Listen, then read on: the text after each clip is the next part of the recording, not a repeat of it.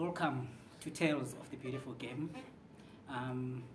Another episode where we eat each other, cut each other's throat, discussing football. You can follow us and subscribe us on this channel so that you are notified next time we're doing another production. You can also follow us on Twitter under the same tagline Tales of the Beautiful Game, or on Facebook. We are also there as Tales of the Beautiful Game. Today we are discussing Liverpool, the great Merseyside club. With me today I've got our resident analyst, Sam, also known as Rasta, and on my right I've got the usual General Bhayo. Gentlemen, welcome to the show. Welcome. Thank you. So, as I've already highlighted, today we are discussing Liverpool. Bhayo, what are your sentiments? Klopp came to Anfield and it seems like things have since changed. Liverpool have even won the Champions League. What do you think? Do you think it's been a good period for Liverpool, or they can still do better? It's a 50-50 one. It's been good considering that, considering the so-called 30-year drought. Okay. It's a very good for Liverpool to start winning things. I'm not sure about the Klopp story whatsoever, because I think it has always been Liverpool drought or Liverpool success. It has to do more about bad luck. I think Klopp came up with a good luck symbol. You think Klopp is a good luck charm? Yes, it was more to do with lucky. All right. Because yes, he have done several things that we'll discuss going forward, but I think that the element of luck. But the element of luck, Benitez tried. It was a hit Sonny hit so far. We also had Rodgers came in. It was another hit Sonny hit so far thing. Then Klopp came in. Then luck was on him. All right. Rasta, your sentiments? Yeah. Can Liverpool do better, or they're already over the moon? They can still do better, but they're not doing the way he's supposed to be doing, because the board, every fraternity of Liverpool are supporting him. So you look feel... at Benitez was sabotaged. I would say Rafael Benitez was a better coach than Klopp, but he was sabotaged. Okay. By, I don't know, the English mentality or culture. By so doing, I can say Klopp took time to take off. Yes. I remember he changed the team. Sarko, he took out big names. He sold Coutinho, he sold a lot of guys. Then I would say 50-50 years. Klopp, he managed to break the drought, and then he has won everything played for, but in a longer. I'm complaining about time. It took him a long time to do that, and under his watch, Pep Guardiola is dominating knockout. He's dominating the league. It's supposed to be Liverpool doing that. Okay. So do you also think that Klopp was a bit lucky, like our resident analyst Bhayo seemed to think? Myself, I can say Klopp is unlucky. If he was lucky, he should have been dominating the league. Look, he lost the final against Real Madrid. Sergio Ramos should have had 2 red cards. Okay. That was his cup against Man City. They're losing the last day. Just imagine. Okay. They're losing on margins. I would say he's not as lucky as he's supposed to be. If he was lucky enough, he should have been dominating at Ferguson. Okay. Ferguson, I can say, was lucky. Klopp is not that lucky. Okay. All right. How I hear my resident analysts are disagreeing here. Tell me, Bhayo, why would you say the guy was lucky, considering the signings that he did, the way he revolutionized the team, and all those kind of things? Lucky in a sense that, like Rasta have said, the board and the fans are with him. All right. Okay. Let me give you a very good example of Brendan Rodgers. Rodgers didn't have the influence that Klopp is having at Liverpool currently. Okay. Rodgers' signings were made by a so-called committee. Okay. Whereby he himself didn't have the direct influence on the players that he wanted, even though he wanted this one, but the committee had the final say of who we buy and not buy. Okay. But with Klopp, it's now different. The guy can say, no, this is what I want, and he gets it.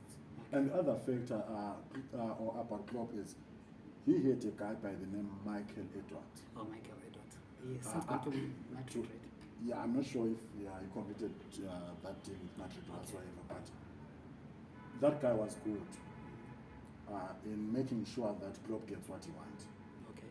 Okay, let me, as I was talking about Rodgers, I'm still in this, in the sense that yet Rodgers has been given the very same freedom that Klopp is having in Liverpool. You could have won something as well. Okay. With time, you could have won something big. Because look at, for example, the Suarez said, look at the players that Liverpool signed. Your 4 million signings of Ricky Lampard, Adam Lallana was the major signing, signed for 25 million if not mistaken. You see, those were the signings. Then, who was this one? Mario Balotelli. Yeah, the problem child. The problem child. Those were signings that were made by Rodgers. They were not centered on who left the club, but it was only about names. You can't sell one player and sign 10 players. It doesn't make sense. Yeah. That committee was the problem. Okay. The one thing that Klopp did when he came to Liverpool was disbanding that useless thing and saying, no, if you want me, disband that thing, then I'll come. Okay. All right. Thank you, Bhayo. Rasta, tell us, what do you think about Klopp's signings ever since he came? Do you think he has impressed in the transfer market, or? Yeah, I would say he is impressed. About something about 60% of his players, he signed them and he has managed to add value. For instance, Sadio Mane is not the Sadio Mane who came from Southampton. Yes. He is a great motivator, Klopp, and he knows how to get the best out of his players. Yes, of course, you have some exception like this Japanese Minamino didn't do well, but most of them are doing well. Okay. I would say Karius didn't do much well, but most of them are doing well, like Salah. Even this Darwin Núñez, I think he's going to do well. Luis Diaz fitted in like a hand in a glove. I would say signing-wise is good. I would give him something about 80 out of 100. Okay, and what about the cost? The cost is not bad. I think he's one of the cheapest coaches in the business, because if you look at the equity, what he sold and what he bought, it's good. Around 250 million. Okay. It's not that bad. Anything to add on that? Rasta mentioned Minamino. That's one point where I got a problem with Klopp with. I think Klopp, he is one coach that believes in what he believes in. Okay. Because if we have to look at Minamino, every time he was given a chance, the boy shined. Okay. Yeah. So to say that the boy failed, it's unfair to me, because every time he was given a chance, the guy shined. Last season, for example, FA Cup, that's his cup. Carling Cup, that's his cup. And those are the only cups that Liverpool won. So to say that he failed at Liverpool, it's cruel to me, actually. If you look at Klopp, look at Naby Keita. Yeah. The guy is good, but even up to now, he hasn't cemented the position. But you'll find your 36-year-old James Miller given preference over Naby Keita. You find Jordan Henderson given preference over Keita. Thiago comes back from injury, goes straight to the first 11. I think that's where Klopp is struggling. He is struggling to rotate his team. That's why I'm saying that. Yet he done that. What Rasta was saying, that dominance, he would have been dominating that league now. That's this difference between him and Pep Guardiola. Pep Guardiola knows how to run around his boys. Klopp sticks with what he believes in. What works. But I would think a coach should stick with what he believes works. Can we blame him? But here, I like to agree with the Bhayo. I can say German coaches mostly are mechanical. Okay. They stick to the tools they love. To try and test it, but he was supposed to be flexible and rotate. They are very predictable. You can see Liverpool always struggle to a team they struggle for, because they know how they play. Look at the final against Madrid. Ancelotti knew how Madrid are going to play, Liverpool are going to play. They managed to shut out Alcantara and to clip this guy Luis Diaz. Of course, they couldn't mark Sadio Mane and Salah. Those guys are unplayable. So I can say he is a little bit predictable. Okay, so looking at Naby Keita in the signings, that was probably Liverpool's most expensive signing before No, probably Van Dijk. But before Van Dijk, There was Alisson Becker already. Alisson Becker was already. How much was Naby Keita? Around 52 million. Oh, so something it like that. wasn't much. Yeah, but he came as a high profile. Even he was even given Steven Gerrard's jersey. By the way, yeah. Yeah, number 8, because he came as a high profile signing to us. He was a lucky signing. Yeah, because if you look at it, the guy I'm told about injuries, but last season he missed only 8 games because of injury, if I'm not mistaken. In those 8 games, but look at the number of games that he started. Even with Thiago out, they would rather use Milner, they would rather use Curtis Jones, they would rather find someone in his place, even though he's there. Even if he starts, you can tell that he will be the first one to be substituted. The body language of the coach was that no, this one is going to be taken out maybe at 15 minutes time. My first change will be Naby Keita for whoever. If he starts from the bench, you know that you will introduce him later on. The guy has never been given the time. That's where Klopp is struggling. Okay. I think, to be honest, the guy has got some favoritism. To be honest, I won't run around and say no. Maybe it's because of form. No, it's all about sometimes maybe the coach doesn't like me or whatsoever. Because you can't have James Miller. Even in our past game, against Liverpool's last game, who were they playing? Fulham. You are under pressure. You have got players out there on the bench, and you look at the bench. There's a young Cavallo, there's young Harvey Elliott, there's whoever that is there. But your first substitution is your favorite child. Okay. You look at James Miller, and James Miller is caught on the ground, and you are looking for a goal. And do you think He will provide, okay. To be honest, I think that mentality needs to change. If he wants to be successful, Okay. he needs to trust everyone in his team, not individuals. All right. Now we have talked about transfers and the money side of Klopp. At what point can we say Liverpool started being successful? How long did it take them? Did Klopp deserve to still be on the job at that time? Yeah, I can say it took a little bit longer. I will give credit to the board, the Liverpool board. They had faith in him. They had faith in him. I would say it took a little longer, like after 3 years, to see success. But the Liverpool board, they were very patient, even the fans. I'll give credit to the Liverpool fans, Liverpool fraternity. If it wasn't a team like Liverpool, Klopp should have been out. Bhayo, success. Do you think we can say Liverpool took too long to succeed? Success at Liverpool wasn't there at all. So, what are you saying? So I just don't understand success in terms of what? What? Because the drought was already there, so the word success didn't exist at Liverpool. I would disagree. I don't know, but I don't know viewers. What do you think? Can you say Liverpool were poor when Klopp came over? Because I think Brendan Rodgers took you to number 2 at some point. Isn't that some form of success? No. It's not success. That's not success. What do you think? I would say Liverpool, I can't say they were not that successful. They were just inconsistent. Remember 2005, they won the Champions League. Yes. 2007. It's 5 or 6. It's 5. 2007, they were beaten in the final. Yes. And Isn't that success? That was the last time that they did won. well in the Champions League. Yeah. Domestically, that was in 2007. Domestically, they won the League Cup with Kenny Dalglish in 2012. Okay. That was just the last cup that to the years. 2012. 12 years. When did Klopp come? You can't say a League Cup is success. Why? Isn't it a cup? 2012, it was the cup with Kenny Dalglish. Okay, I hear you, but let's hear. Can't you call that success? I'll call it success. You know why? League Cup. You know why? It's honors. When we're talking about honors, we count it. Yeah. As long as it's being counted, it's success. It is success. Okay. Because it's considered. When they're saying now Liverpool is the most successful team, because of that Kenny Dalglish League Cup, what they call it, Carabao, they count it. Okay. The Charity Shield, they won, Yes. we count it as it's a major honor. Okay. Because for you to play Charity Shield, you must should win something. FA Cup or Okay. the league. So we count it. Okay, and another question I need to ask by you. You're talking about success.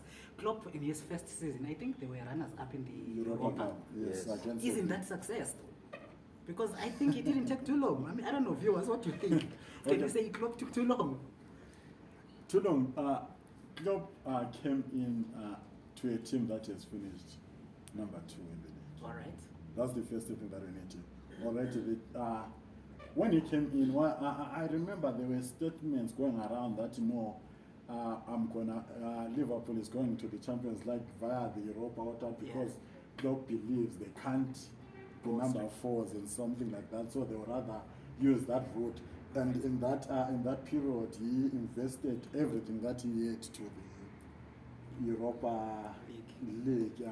I remember, to be honest with you, I was quite happy about the way he reached that final. Yes. Remember the Dortmund game, it was spectacular. He also knocked out Manchester United en route to that final. Did he? He did. Oh, That was big. Yes, he knocked Dortmund. Remember, I'm not sure the scoreline in German, but it was irreversible when they came to Enfield. Then the Enfield. And the fans- demons of Enfield, you can't beat them there. It was Lovren, I think, who scored the winner in that game. If I'm not Yeah, it was mistaken. Lovren. It was Jurgen Lovren. It was the defenders' game that game because they scored 2 headers in 10 minutes. Okay. Yes. So I think what he did, the success that I can say that he have personally, if I have to put it on in black and white, I think that his success is to do more with his signings. Okay. Because he signed players that he wanted. Okay. I'm still finding difficult to say no. This was a flop signing from Klopp. Okay. Can I hold you there? Do you think his success is on signings or rather structural? Because someone may argue that while you can bring the right signings, but if your structure is off, because it looks to me like he says Klopp came and disbanded the structure at Liverpool, the buying and all that. So now he brings in signings. Can't we argue that it was structural more than anything? The efficiency of the German system. Say it was structural. I will give credit to the owners of Liverpool. Yeah. I believe I heard that there was a strike before. They were losing the team, Yes. so they had Yes. to bow down to Klopp. I would say I'll give it 50-50. Klopp, his tactics. He said for him to sign, he put the club on ransom, that you must give me the powers Okay. to spend this community, whatever. He That restructured. Brendan That Rodgers those reforms, community whatsoever.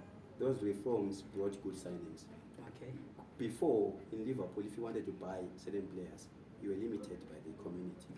They were too stingy. Okay. They didn't want to spend. I would say, I'll give it collectively, the Liverpool fraternity, all of them. I won't say Klopp alone. I would say, I will just give a hand of salvo for the whole, everyone in Liverpool. Okay. And Rasta, to add on it, they are still stingy even up to now. They are still Are stingy. they? Yes, they are still stingy. They've just spent Darwin, 100 million. 80-something million on It's Darwin 100. Núñez. And that 80 million signing of Núñez is holding them to signing a player that they need now. Ooh. They have got 4 midfielders out injured. It's early in the season. They don't want to spend because they think they've already spent enough for the season. They are still stingy as they were.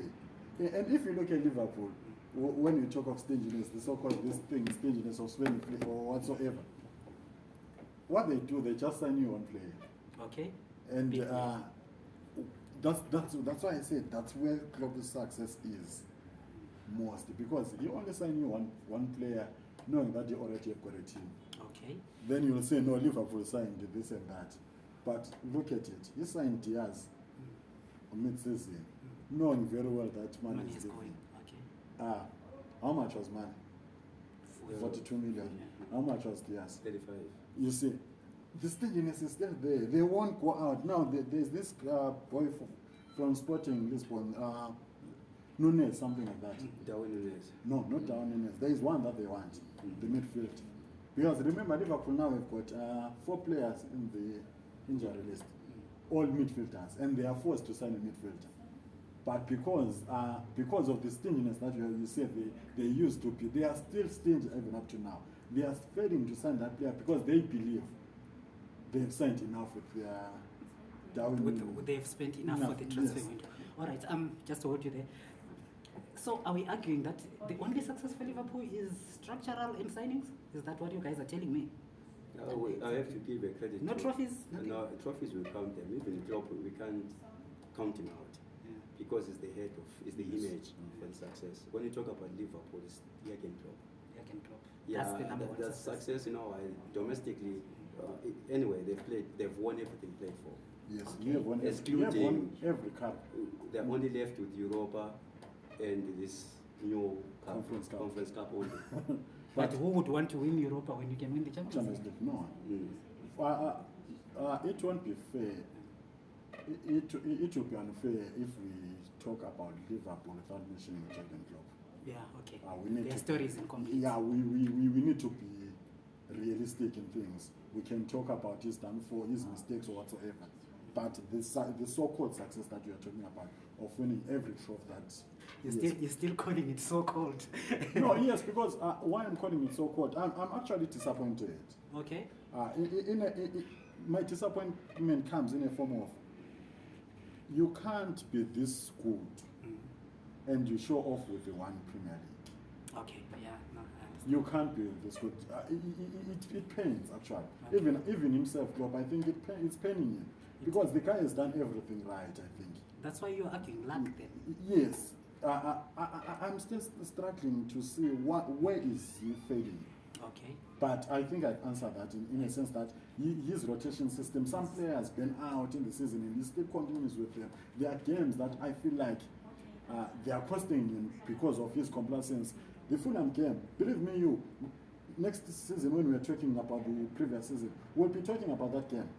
It's actually, if I'm not wrong, believe me, that game, in the last game of the season, Liverpool fans will be talking about that game. Okay. As much as they are talking about the Brentford game last season, that 3-3 draw with Brentford. That's costly. You don't lose points unnecessarily because of complacence. You can't be a coach that goes out in the media after a draw because it's the first game of the season and say, no, our attitude was not good. Yeah. Who instills that attitude? It's you. It's you. That he needs to change that. He needs to change the approach. Every game should mean something. You shouldn't say, no, I'm playing Fulham today. I'll use this. No. Put your best team. Motivate them as you will motivate them against Man City. Don't say, no, we are Liverpool. We are playing Fulham. We'll get the results at the end of the day. No, go all out. Be the Liverpool that we know. There was another game the Real Madrid game. Yes, many would say that Liverpool were too good for Real Madrid. No, but Liverpool limited themselves against Real Madrid as well. Okay. Yeah, they've gone out the Liverpool way. They would have won more goals. I remember there was a shot that was hit by Mane that hit the post. The follow-up was bad because the approach on the day was not right. They went there with fear at the same time as with confidence. So you can't have both. You can't be confident Either and you're be afraid or fearful. you're confident. Yes, that's why he's losing it. That's why Rasta talked about small teams, Klopp failing to beat them. It's his mentality. The mentality that he brings is different. He only realizes after the team scores that no, this team can beat us. Okay, so Bhayo is suggesting that the German machine can be lazy sometimes. I don't know if you viewers agree with it, but I've got another question though that I think is critical going forward. Do you think that Liverpool can sustain the way they've been in the last 5 or 6 seasons, or either now, this coming season, or after Klopp? Do you think, Rasta, that's doable? I'm questioning, you know why? Yeah. They were supposed to keep Sadio Mane. Okay. But what if he wanted to go? No, Sadio Mane is a weapon they built. Yeah. The thing is, Klopp seems he's got favorites, like Bhayo said. He preferred Salah over Mane. I don't know about the financial issues, the contract. The board for Liverpool were supposed to approach Sadio Mane a long time ago to improve his contract because based on performance, they should have done that. Okay, so Sadio Mane may be, the removal of Sadio Mane may cause a lot of lack of sustainability going forward. They may struggle replicating their form. Are you suggesting? I'm going to the Fulham game. Yeah. Fulham game, I saw a role. Sadio Mane was like 3 players in one. Okay. He was like a winger. Mm. You go to the midfield, you go to the defense. Yeah. You provide goals, Mm. assist. He was very generous, not selfish. He was sacrificing himself. Yeah. Losing Sadio Mane, you lost some 3 or 4 players Okay. because it was all over the pitch. All right. He was like Mr. Liverpool. All right. So, sustainability, you doubt that they will sustain this. Bhayo, what are your thoughts? Do you think they can sustain these? I don't know. You don't call them so dizzy heights. So, The Klopp factor will sustain anything that comes out. but after him, After him, after the problem, it's not about Liverpool. The aftermath is not about, even Man City, they won't sustain anything after Pep Guardiola. Let's talk about Jurgen Klopp currently. yes, Because if we talk about the future, no one knows the future. we are supposing. I guess that's the whole No, point. supposing it's difficult to suppose. Okay. Because currently, even with Klopp at Liverpool, expect them to be at the top. At the top, you Yeah, mean the about Klopp. Okay, football is broad. at the top or somewhat? Top. Okay, for example, if he doesn't give you a league, he gives you something. Okay, so that's all right. So I think with Klopp at Liverpool can win Some things cup, almost every season. Almost every season. If they don't win you the league, they will fight for the Champions League. They will fight for the FA Cup. They will fight for a Carling Cup. They will fight for something as long as Klopp is still there. But now the problem is, I want to see. I want to see the Sadio Mane 3-type player as Rasta called. He said it's a 3-in-1. 3-in-1. Yes, I agree with you, but I think it was time for him to leave. Okay. It was time for him to leave. All right. I think that one is a debate for another No, day. no. I'm just answering him. Oh, okay? yeah. Because I think many have been speaking about this Sadio Mane role at Liverpool. I think Which- let me cut you off there. I think that one. Let's make No, it a no, topic no, on its own. no, and no, then no, you guys can- let me finish up. Let me finish up. Then okay, because there was a time that I felt he had to leave, even before this transfer window.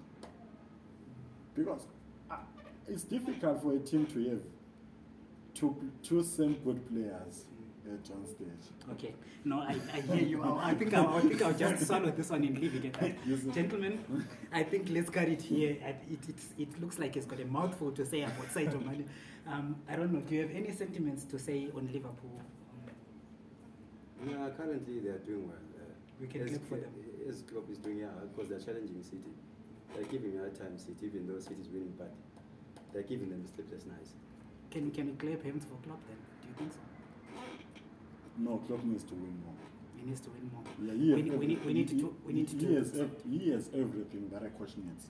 He has Okay. got the backing of the fans, who even if he lose, they don't question him. Have you ever had fans questioning Klopp? No, they'll blame luck. Yes. He have got the board that supports him. He have got everything. So Okay. he has to win things. Simple. There is no excuse for Klopp. The smiles need to produce something. Okay. The hugs needs to produce Produce something. something. Simple as that. All right, 10 hugs. All right, gentlemen, I think we've come to an end of our show today. Viewers, please do not forget to follow us on Twitter. Our handle is Tales of the Beautiful Game. On Facebook, our page is Tales of the Beautiful Game. And please hit the subscribe button and share this podcast with as many people as you can. Thank you for having us. See you on another episode. Signing off is Nkosana Maphosa.